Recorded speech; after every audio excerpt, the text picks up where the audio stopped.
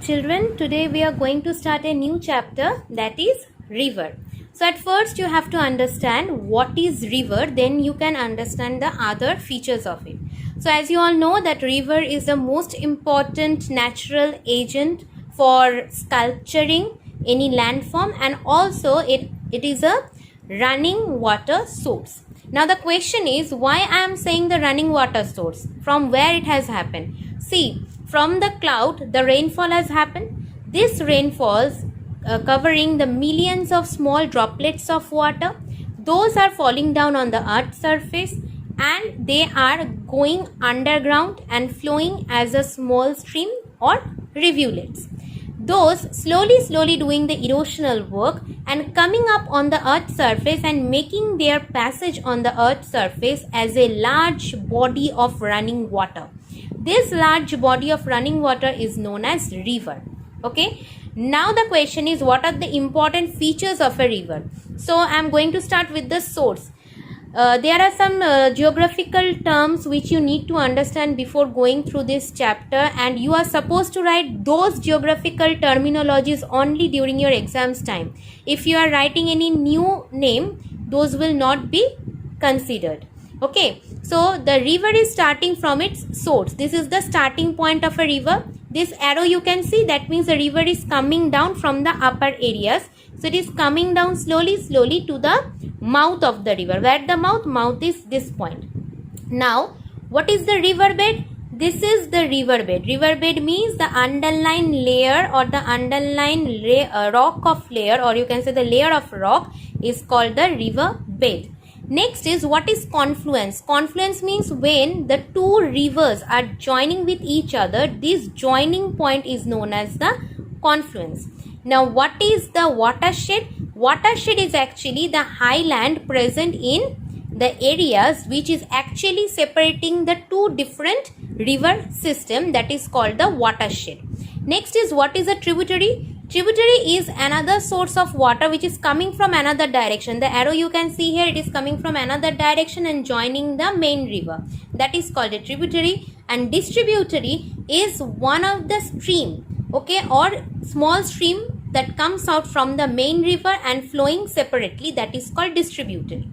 Now the entire area or the entire land area which has been covered by this river body, that is called the catchment basin.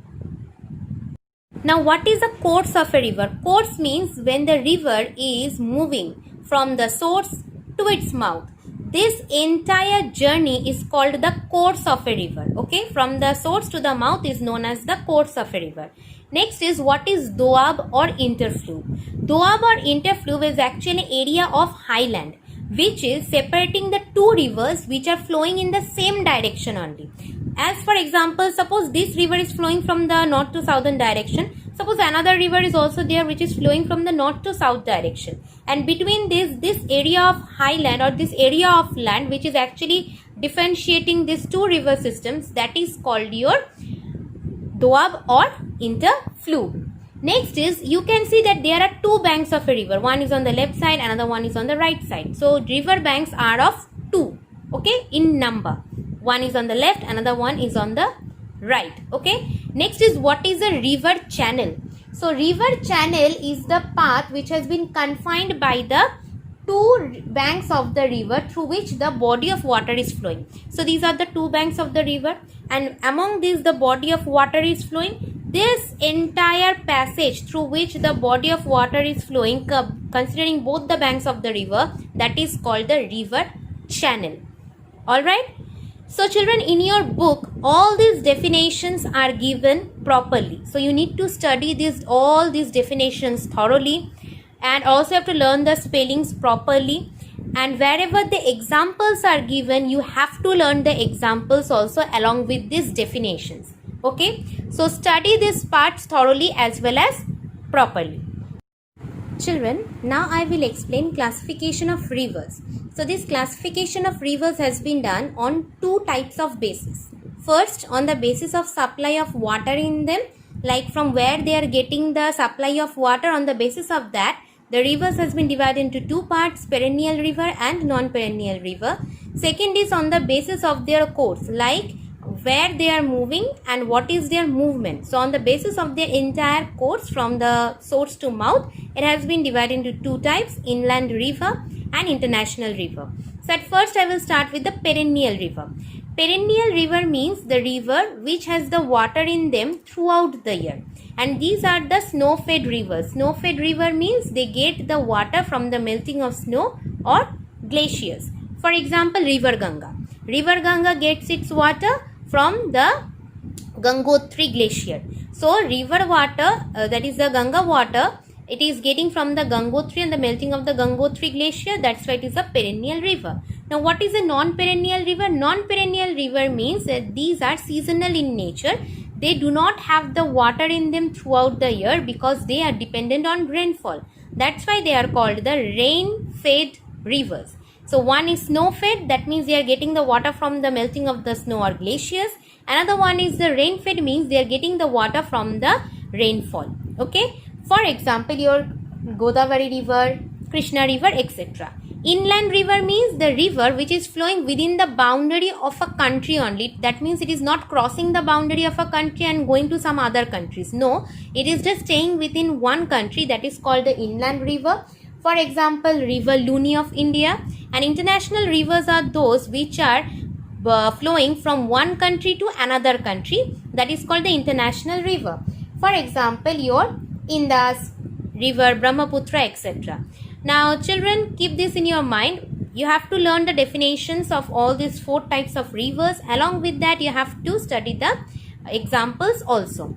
Okay. And secondly, you need to understand that on which basis the classification of rivers has been done. So you have to study along with these classifications very thoroughly.